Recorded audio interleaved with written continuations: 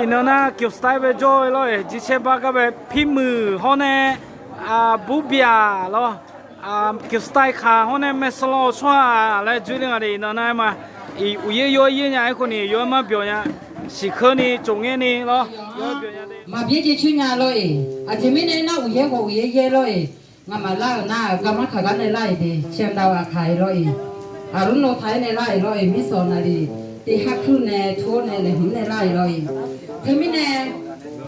งามาสมุทรพิมพ์ชาแน่อาลีพี่มือเขาในอาบุพรอายอยางแบกาบินในจิโกเปียเลยดอกชาก็กุบยมนะหาวในอายอยางอินเอาหาเช่ในสุดจากฮัลโหลมาสิที่ยีเลยเดลิญาเดลีเดดาเลวก็ดูเลยเธอไม่แน่อายานี้โตเจอแล้วเงินนักคนนี้อายอยานะมีแต่เขายาดาไม่น่าอินเอาแต่น่าอาจิเจียยาดาเขามีแต่มันทำเงินไหมล่ะเนื้อมันมีแต่ปีเจจีไม่ได้เธอไม่แน่งั้นอย่าสมุชางานมาอินเอาสมุชาแล้วเขาก็เขาพิจารณาตัวจะยอมอ่ะขนุชนะโอ้ตัวยาเลยไม่เลยเธอไม่แน่อายอยาอินเอากาวเนี่ยอยู่ฮัลโหลมาสิที่ยี่หมวยไงคนนี้มาหอยนี่ยาเดดาเลียเลยเธอไม่แน่เขาก็เขาพิมพ์เช้าเนี่ยเขาก็เขาพิมพ์เช้าเนี่ยอายอยากาบินเนี่ยก่อนเงินมาเลยอาดามีเยบิลาเอ็มบาญิกาอาเมียลูลากาเชโดยานีอาดามีเยบิลาญิกาอาเมียลูยิกลายาจัมบิยาดีจีดียาจุเมกนิบิดายามามาดายายิบิดายาอาดามิยาบิลานิกาอาเมียลูเกลายาจัมบิยาอาลีอาบุญิกาอาบิเจบิชาเลญาลีมีเยเนบิลาลาโซเมมีเยสาจาจาทาบาตาเนอาเมียลูญิกามาสิมาโกตียีจีตียา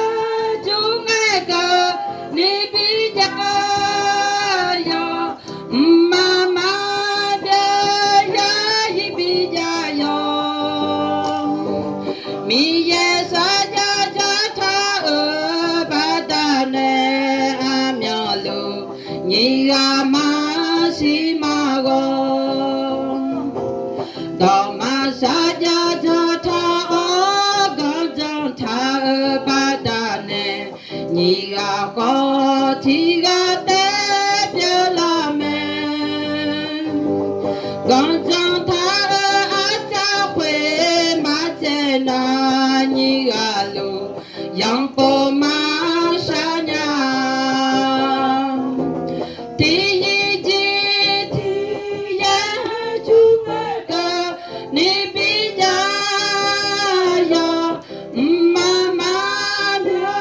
ยายิบิจายากังจังทาอาจาเขวมาเจนาญิกาลูยังโปมาชาญายังโปมาชาญากราบมาเดก็ล่าเพื่อตาอายอยากาเปียวเนี่ยก็อยู่ตัวกาบีที่จีเปียวมาเลยนี่นั่นอยู่แบบกุลามาเลยเลยที่มีเนี่ยอยู่กุลาเมียที่พูดจะพอที่พูดจีเปียวเนี่ยพูดเลยยอนยากาอยู่จีอาเทียเลยไม่ใช่ก็สาระกุลาสามยันเลยมาเที่ยวมีเนี่ยมาเที่ยวตัวน้ำมียากาให้รู้ชาเลยดูผิวมันก็รู้โจเลยละน้ำมียามาได้เลยน้องสิ่งงั้นเลยลีแล้วก็คุณจะไม่ช่างมานั่นเลย รู้เพียงว่าก็โจไลชอบมองว่าดิตัวช้าๆกันเลยน้ำมียาเสือกัน伊那是那你说别，啥别别，看你家老人那米呀是那是的家门啊的，有门那哈喽那，打嘞罗嘞打嘞门啊的，你啊什么是那打嘞门啊罗，那呀是呀罗，你呀是那不干呀，我带头来干呀，米呀是那罗，对面呢，提下带嘞，哎啦罗，提下带嘞，米呀是提下带，说还这样来，提下带要播嘞，这啦快罗他，会打那。这呢也爱拿，你也都可能也爱拿个有个比比马罗耶，俺现在罗呀，你多年俺罗耶，你是哪马罗？差不多罗的嘛，看到多拍就嘛嘞，我们拍嘛看到就有啥不讲的了。他们那嘛，有么的他罗耶啊，对嘛？啊，昨天个那有啊，对嘛？你吃饱了，那哪个嘛啊？铺啊个，啊里啊个，对嘛？昨天个那你吃饱了，那哪个俺个么呀？俺在家么呀嘞？有哈女接个，罗耶，有哈女接边呢？有哈提几年要做啊嘞，哎你这别来咯哎，啊，这啦会呀那，做哎边那车了嘛，嘛这有很久个，有你我啦会打那，做提啊哎边那弄事的讲嘞，做提啊弄老个那，我个一般就买来打咯，哎，这边那有，啊，这个俺哎边那俺米呀水，这个俺哎边那俺在家耶，啊，这嘛我们那有来咯哎，这边那有很几年啊，这个干嘛啊，咯，啊，这样你做大地讲。有几头那，米呀是那，有几当家那天就那呀就了嘞，对嘛？有那新年那嘛就比嘛新年啊呢，俺新年嘛，咱就得新年咩，不就没得有那路，老爷，那对面那从那那那有没办？你做那有的那里个都没的啦，对样咯，哎都没的啦面呢，都没那么那有那么没啦的对样咯，一那么那俺嘛没俺用没那家，我都平常个叫的来，没有都平常个叫，以前个叫咩？以前个的没户没那有弄耍嘞，弄新疆啊那咯，都还没呢，没呢老没呢，他们也在他妈个，คนเนี่ยมันเช่เจ้าละเพื่อพ่อแม่ถามมีนายอยู่เขารู้ได้แล้วอยู่ช่วงนั้นต่างกันแล้วเพื่ออยู่ว่าแต่ใจแล้วตัวจะพันน่ะสิ่งที่จะละมันน่ะที่ใครอยากว่าชอนุ่มสีเด้ชอพอนุ่มร้อยอย่างที่มาเมียจะน่ะเมียนี่ก็สิ่งที่จะบอกว่าไอ้ใครจะยังสักคนเนี่ยเอเลียน่ะอีนั่นสบายจังไหมที่มาเอเลียไม่หรอกสิ่งที่มันจะเพื่อตามีเยี่ยมหาตัวพัฒนาร้อยมีเยี่ยตัวคนเนี่ยน่ะหรอกถึงไม่ได้น้องคือน้องคือเมียจงมอยว่าน่ะลูกก็ตาอันนี้selama kau yang apa bilang ni tidak jauh yang ni kalau belum ditanya, mudah le deh nak uleh nak ya mana deh, mulai mamanya apa nak kau tanya lo, iya jual salah dia tu mana, ulung lah biar mi hot na, le tu mana, kap mengenal kau, ame le tu bagus na, cama le gu meh, menyamang tu mana lo, tu bila ye, ina tu mana sakina halal kau kau tak meh kau yo deh dari kau tu kau, ini lah tu ni mah, biar besar lo kalau ina kau tu besar kau jual na lo lah. 普嘛，我就是过了去，后呢，但是有啊，那如果到小普嘛的了，俺们可没收了呢，嘛了，那还做钱的嘞嘛，他们呢，那俺们可到车提供车那个那么များ了，俺们呢到车来红头和不拿了，米烟你嘛炒牛鸡就卡鹅了，对哈你个那就了炒嘞呢，是当早边呢，米烟你嘛炒呢，都要得卡鹅了。bây giờ là phải do xe hàng xe đô la ni嘞, hồi rồi anh em mọi nhà là mà sim cái này ở từ chỉ có rồi, để này là, để mà để vào này xin nghe để xin vào để là cho mình này, nó nhà bây giờ chút xe này mà để chỉ có rồi nó là mà là.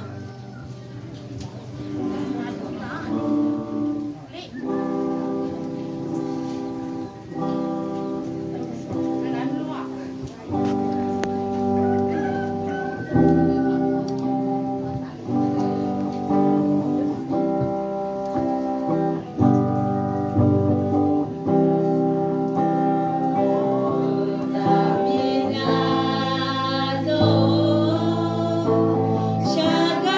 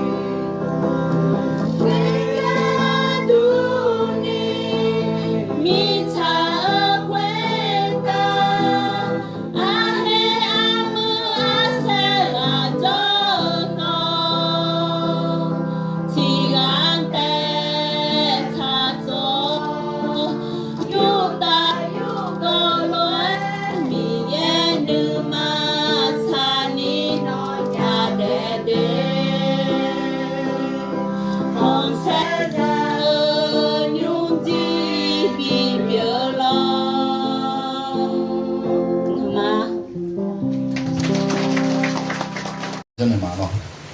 别个人在前面呢，哎呀，手段着，啊咯，包哎呀那会，啊咯，让这呢哎呀那会เดี๋ยวค่ะท่านสุภาพชนทั้งหลายเราทั้งหลายได้ชุมนุมกันในวันนี้เพื่อมาเป็นสักขีพยานให้กับเจ้าบ่าวกับเจ้าสาวในวันนี้นะครับฉะนั้นพระเจ้าของพระเจ้าได้บอกว่าอย่างนี้เพราะเหตุฉะนั้นผู้ชายจึงละบิดามารดาของตน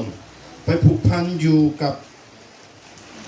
ละบิดามารดาของตนไปผูกพันอยู่กับภรรยาของเขาทั้งสองเขาทั้งสองจะเป็นเนื้ออันเดียวกันพระองค์ได้ทรงสอนคู่สมรสให้ทนุถนอมกันและกันด้วยความรักให้ยกย่องนับถือกันอย่างสมควรช่วยแบ่งเบาภาระกันและกันในความมั่นคงและความอ่อนแอในชีวิตหนุนจิตชูใจกันและกันเมื่อเขาเจ็บป่วยทุกข์ยากโศกเศร้าอยู่กินด้วยกันด้วยความสัตย์ซื่อและให้ขยันหมั่นเพียรในการทำอาหารเลี้ยงชีพในทางที่ชอบเพื่อจะได้มาสิ่งซึ่งต่างๆอันจำเป็นแก่ครอบครองครอบครัวชีวิตสำหรับตนโยไอ้ยาก็ดูง่ายกลุ่มชัดๆมาเนาะเราร่วมใจอธิษฐานด้วยกันนะครับอธิษฐานด้วยกันนะครับข้าแต่พระเจ้าพระบิดาของมนุษยชาติพระองค์ทรงตั้งสมรสอันศักดิ์สิทธิ์และมีระเบียบไว้สำหรับมนุษย์โมทนาขอบพระคุณพระองค์ที่ทรงโปรดให้ข้าพเจ้าทั้งหลายมีชีวิตอยู่มาจนถึงบัดนี้และได้มีโอกาสเข้าร่วมแสดงความชื่นชมยินดีกับชายหนุ่มหญิงสาวคู่นี้ในพิธีมงคลสมรสของเขาข้าแต่พระเจ้าขอพระองค์ทรงโปรดนามคู่สมรสเขาจะได้ให้คำมั่นสัญญาปฏิญาณต่อกันและกันด้วยความจริงใจถ่อมใจและเคารพยำเกรงองค์พระผู้เป็นเจ้าข้าพระองค์ทรงโปรดให้ข้าพระองค์ทั้งหลายได้มานั่งที่นี่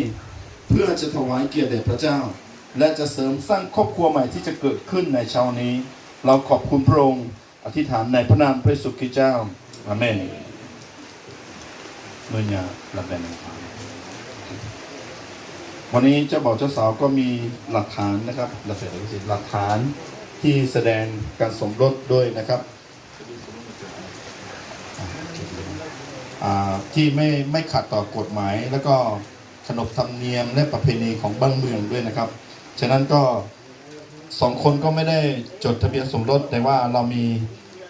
หนังสือสำคัญฉบับหนึ่งนะครับเพื่อที่จะไม่ผิดต่อขนบธรรมเนียมหรือประเพณีวัฒนธรรมของเรานะครับหนังสือสำคัญฉบับนี้นะครับออกให้โดยคริสตจักรแห่งความรักเกียรติสไตล์สังกัดภาคที่12แห่งสภาคริสตจักรในประเทศไทยเพื่อแสดงว่านางสาวพิมพาพร มาเยอะในอามือเชอมือกูได้ทำการสมรสตามประเพณีและตามหลักข้อเชื่อของศาสนาคริสต์อย่างถูกต้องแล้วในวันจันทร์ที่ 8 สิงหา 2022 ณ หมู่บ้านเกียวสไตล์นะครับก็2 คนก็ได้มีหนังสือสำคัญนะครับได้ทำนะครับตามขนบธรรมเนียมหรือวัฒนธรรมหรือประเพณีนะครับแต่เขาก็ไม่ได้จบทะเบียนสมรสแต่ก็ไม่เป็นไรนะครับก็มีโอกาสที่ไปจดได้นะครับ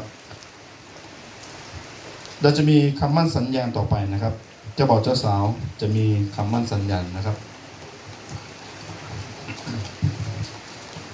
เจ้าบ่าวและเจ้าสาวทั้งมีความตั้งใจที่จะร่วมใช้ชีวิตเป็นสามีภรรยากัน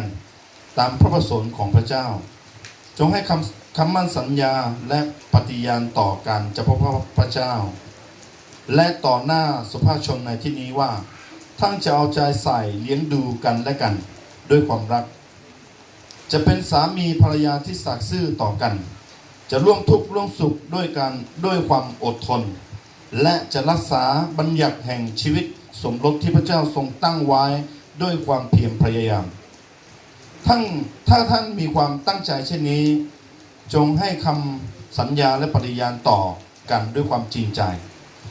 ปฏิญาณของเจ้าบ่าวก่อนนะครับให้เจ้าบ่าวก่อนนะครับข้าพเจ้าในอามือไม่ใช่ข้าพเจ้าในอามือเชอมือกู ข้าพเจ้าในอามือเชื่อมือกู ขอสัญญาและปฏิญาณต่อพระผู้เป็นเจ้าขอสัญญาว่า ขอสัญญาและปฏิญาณต่อพระผู้เป็นเจ้าขอสัญญาว่าขอสัญญาและปฏิบัติต่อพระผู้เป็นเจ้าไม่ต้องยาวเกินไปไม่ต้องยาวเกินไปโอเคขอสัญญาและปฏิบัติต่อพระผู้เป็นเจ้าและต่อสุภาพชนในที่นี้ว่าข้าพเจ้ายินดีและเต็มใจจะรับนางสาวพิมพาพรมาเยอะเป็นภรรยาของข้าพเจ้าไม่ว่าจะมั่นมีหรือยากจนสุขหรือทุกข์เจ็บป่วยหรือสุขสบายข้าพเจ้าจะเป็นสามีที่รักใคร่และสัตย์ซื่อต่อผู้เป็นภรรยาและสัตย์ซื่อต่อผู้เป็นภรรยาตลอดไปโอเคแล้วนะอาบูอะไรเจ้าสาวนะครับข้าพเจ้านางสาวพูดเลยนางสาวพิมพาพรมาเยอะขอสัญญาและปฏิบัติต่อพระผู้เป็นเจ้าและต่อสภาพชนในที่นี้ว่าข้าพเจ้ายินดีและเต็มใจจะรับในอามือเชอมือกูเป็นสามีของข้าพเจ้าไม่ว่าจะมั่นมีหรือยากจนสุขหรือทุกข์เจ็บป่วยหรือสุขสบายข้าพเจ้าจะเป็นภรรยาที่รักใคร่และสัตย์ซื่อต่อผู้เป็นสามีตลอดไปนี่อย่าละคุยหน้าละแปรแต่อย่าละคุยหรอกอย่าซ้อมdans ma salle ça te mais alors a dire à mise à pied ma là chanson que les ho ti quello de ti quello chopa ma là nya dans ma salle ça te mais alors nhớ ya la quena nya dans ma salle ça te mà ngơ la bè ya mais alors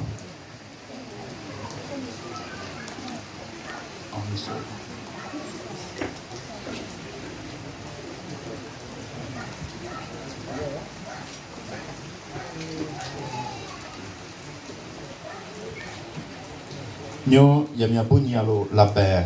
con này sư cha lồng thằng à lo là bè này sư cha lồng thằng à แหวนนะครับเป็นทองคำบริสุทธิ์นะครับ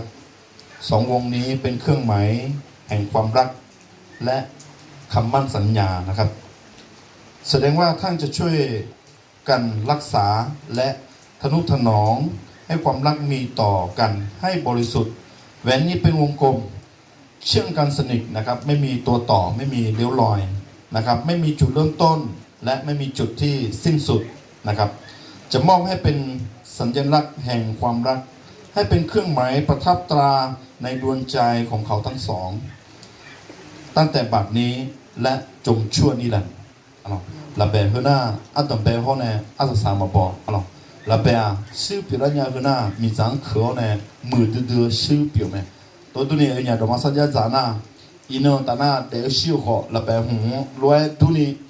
ayo nya de zi la kwe yo mwe la sao ne yo mwe de ma la do masa ja zam ne to tu ni ino alors la belle ni belle anya la kwe de u kha alorsพี่มึงมาเป็นชุดมานั่นที่บอกให้ชดเลยรับแบบผู้อายุนั่นที่บอกให้ชดข้าพเจ้าข้าพเจ้า ข้าพเจ้าน าย อามือเชิญมือกู ขอมอบแหวนนี้ให้นางสาว ขอมอบแบบนี้ให้นางสาว ต่อพระเจ้า ซึ่งให้ปฏิญาณกับพระเจ้า และต่อสภาชน และต่อสภาชน ในที่นี่ ในที่นี่ โอเคเราเป็นไม่เป็นกันอายุยานาเราเป็นยังเป็นอะไรอย่างคุยหรอกขนาดดอกไม้สัญญาจำไหมหรอเราเป็นแบงค์หน้ามีจางหัดเสียงเฮืองงามมีจางมาและสาธุแม่รู้ดูแม่หรอ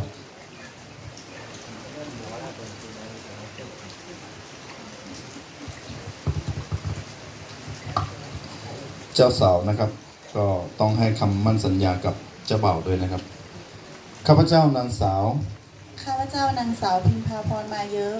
ขอมอบแหวนนี้ให้ใน ขอมอบแหวนนี้ให้ในอามือเชอมือกู เพื่อเป็นเครื่องหมายแห่งคำสัญญา เพื่อเป็นเครื่องหมายแห่งการสัญญา ซึ่งได้ปฏิญาณต่อพระเจ้า ซึ่งได้ปฏิญาณต่อพระเจ้า และต่อสภาชน และต่อสภาชน ในที่นี้ ในที่นี้ เราไปดูกันดีกว่า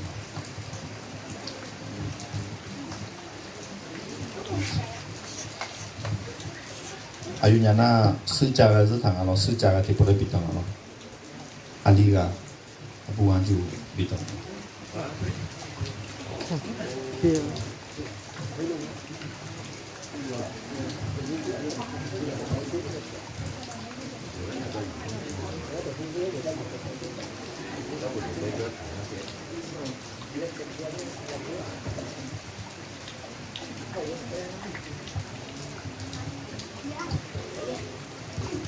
ถ้ามีอะไรจะพูดก็ให้พูดเดี๋ยวให้พูดกันนะ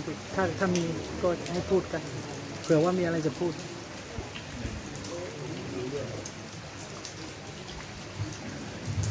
ท่านที่รักทั้งสองข้าพเจ้าพระเจ้าทรงสร้างทั้งให้เป็นคู่อุปถัมภ์ของกันและกันเป็นพระประสงค์ขององค์ผู้เป็นเจ้าที่ให้ท่านทั้งสองร่วมมีชีวิตเป็นหนึ่งเดียวกันตลอดชีวิต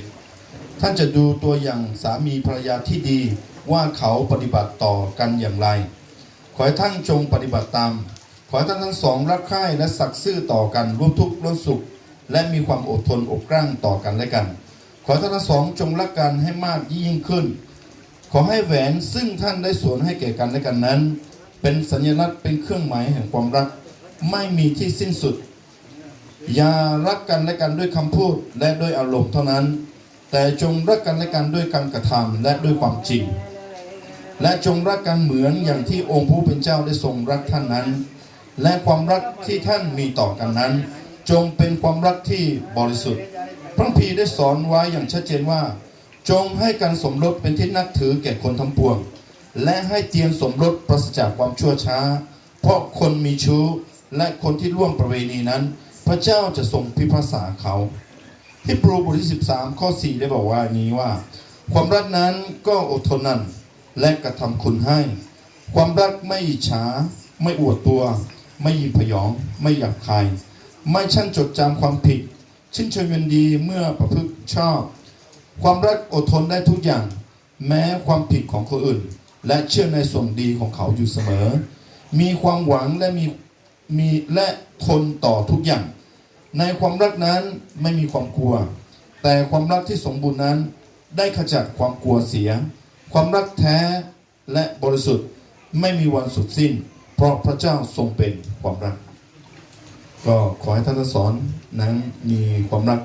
ที่บริสุทธิ์นะครับผมจะอธิษฐานเผื่อครอบครัวนะครับโดยอย่างก็ดูกันสมาเราคือประตูตรงนี้ก่อน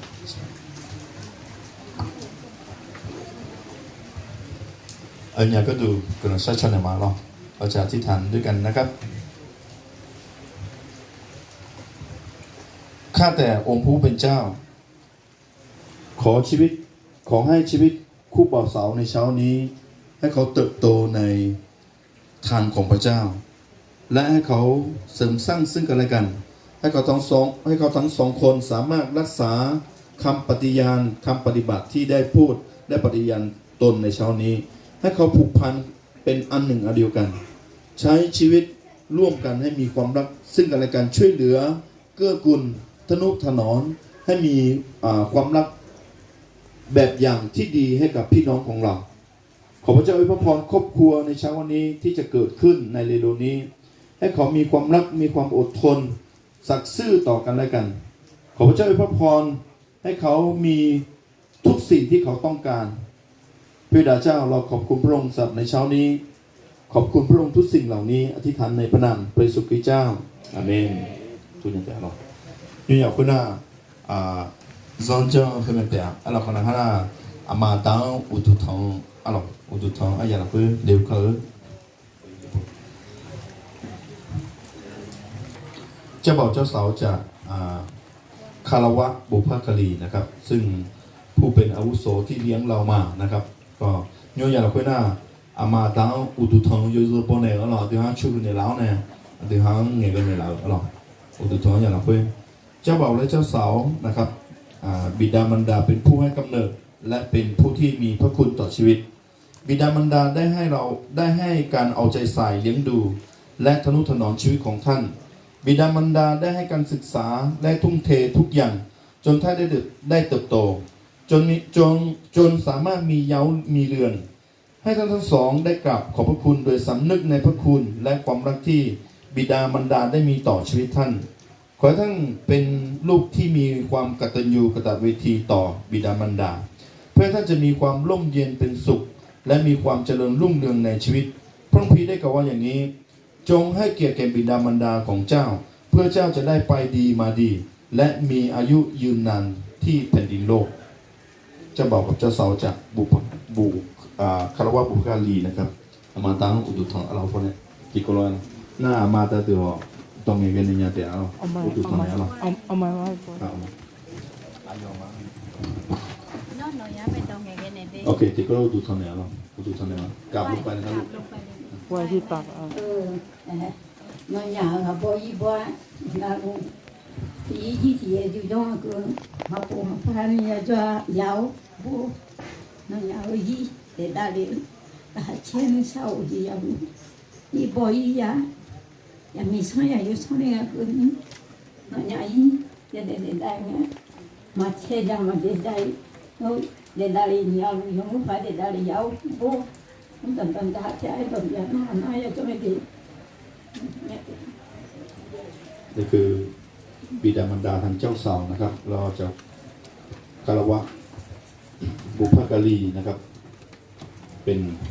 พ่อแม่ของเจ้าบ่าวนะครับในช่วงนี้นะครับเป็นพี่ชาย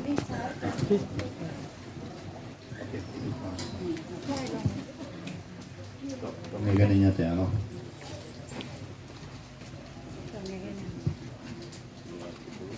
你可能在城巴了，你可能把他把那，也米炒也有炒的乱，你那也米好也有一个猪肉，炒也那个那猪肉蛮好了，哎好米那个那边的那把的呢，提个炒猪肉也好，米可能在城嘛，哎呦也好个多，米也拿安的嘛了，哎呦也。Ina ne tana nyu to ton da le ga du de la nge nhà bù tiếu nè để ở còn nhà in nó cơ nè mà đã biểu là ở mẹ rồi nhỏ gì bỏ là ở mẹ chứ là ngày nhà bù nữ loa mà nhà nữ đi mà đã nữ on lao nè nhà đồng tại nhà để đã liá rồi nhà mình phải thì ai đồ thì nó hả thì thế nó thì ủa nhà mình phải nhà đồng chả đã rồi mình này bên này là số yêu mình thì biểu này là mình cũng nói ra sự mà rồi yêu họ gáo bên này biểu lên nhà mà ngay rồi mình gáo bên này biểu lên nhà này là được nha yêu sana yêu gì bao nhiêu này sao lo yêu sana nhà mình sang nhà yêu sang này sao lo để cho sang hết sang này là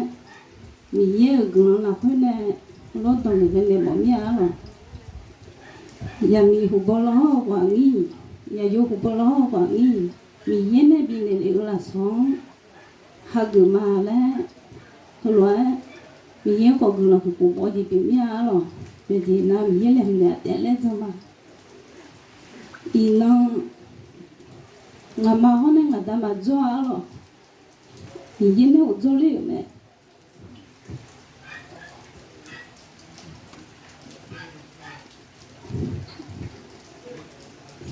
mà họ mà đánh thì mua nhà rồi mà ta mà cho khoảng đi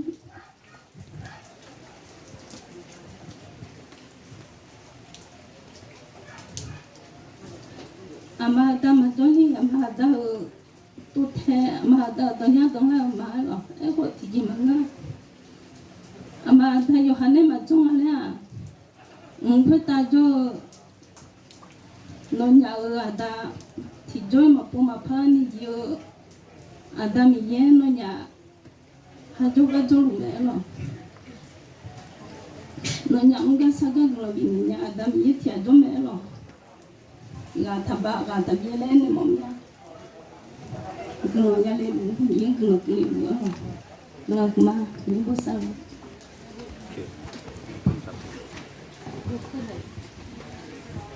เราเริ่มมายืดกันดีกว่าโอเคนะครับจะสุดท้ายแล้วนะครับจะลงนามใบสำคัญของคริสตจักรนะครับเมื่อคุณอาเอาแย่เรื่องเจ้าเดือชมยังลงหรอสองคน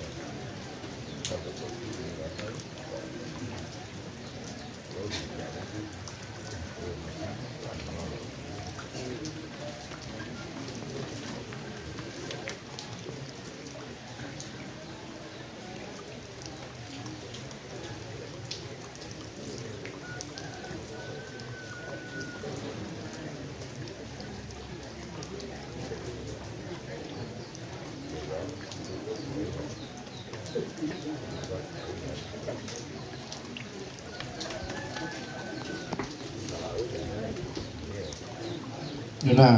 ลงนามใบสำคัญของคริสตจักรเสร็จแล้วนะครับผมประกาศการเป็นสามีภรรยานะครับท่านผู้มีเกียรติที่เคารพ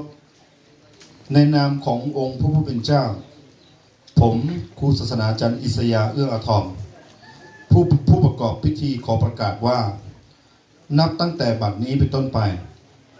เจ้าเบ่า นายอามือเชอมือกูเจ้าสาวนางพิมพาพองมาเยอะเป็นสามีภรรยากันถูกต้องตามกฎหมายประเพณีและพระบัญญัติของพระเจ้าแล้วเหตุฉะนั้นซึ่งพระเจ้าได้ทรงผูกพันกันแล้วอย่าให้มนุษย์ทำให้พลาดจากกันเลย ข้าพเจ้าขอแนะนำครอบครัวใหม่ คือนายอามือเชอมือกูและนางพิมพาพรมาเยอะ ขอที่ประชุมยืนขึ้นครับ แสดงความยินดีต้อนรับครอบครัวใหม่ด้วยการตบมือด้วยกันนะครับเชิญนะครับขอพระเจ้าพรครับนี่แค่นั้นยูน่าเชื่อร้านอย่างเป็นของเขารู้ตัว这个原因跟我看看的那么高呢，ราคาเชื่อเราเพื่อนเนี่ยราคาชดเชยเราเนี่ยสักกี่ปีเนี่ยเราเดือนที่นี่ไอ้เนี่ยอุดวิธรรมเมียเราเนี่ยแบบที่บอกไอ้ยังปีเนี่ยเนี่ยเขาก็เราก็ถ่ายอย่างนี้เดี๋ยวแม่เดี๋ยวที่เป็นไงกันหมอเมียเราก็เราเมียแล้วแต่อันนี้เบี้ยหมอเมียเราที่บอกแล้วเบี้ยมาเราเนี่ยเราที่ไอ้เนี่ยยังปีเนี่ยมาเราขอบคุณพี่น้องแขกที่มาพูดไทยก็ได้ครับพูดภาษาใช่ไหม有啊，那都个人嘛哦，伊呢哦，有啊，那路个个呢啦，个个呢有你嘛新加坡个你咯，有那个人嘛的有个呢啦的。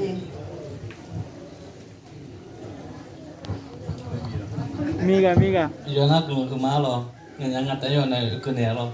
Kato ni lo yo nak keluar ke malo. แล้วก็ที่ว่าแต่เนี่ยเจ้าเราเจ้าเราเราเจ้าเนี่ยเราดูสักทีเดี๋ยวเนี่ยอายุเนี่ยที่ก็รู้ราคาชดเชยเราเกิดขึ้นมาเรานี่ขันยาวเรามี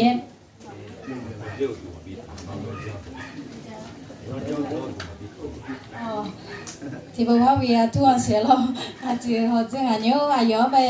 เริ่มต้นในแล้วเนี่ยที่ตัวคอมในแล้วเนี่ยเงี้ยเนี่ยจะกาบินในแล้วเดี๋ยวเขาจะอายุเนี่ยกลังมาแล้วอุจุบิธรรมาเราคำนับคงคำนับ